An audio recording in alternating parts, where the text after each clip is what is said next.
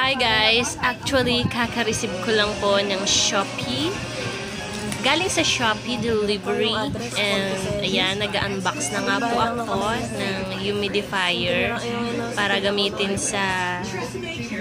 Kasi mainit po dito at saka medyo hindi maganda yung amoy ng room. So, ayan, nag-order po ako. And then, ayan, nabuksan na.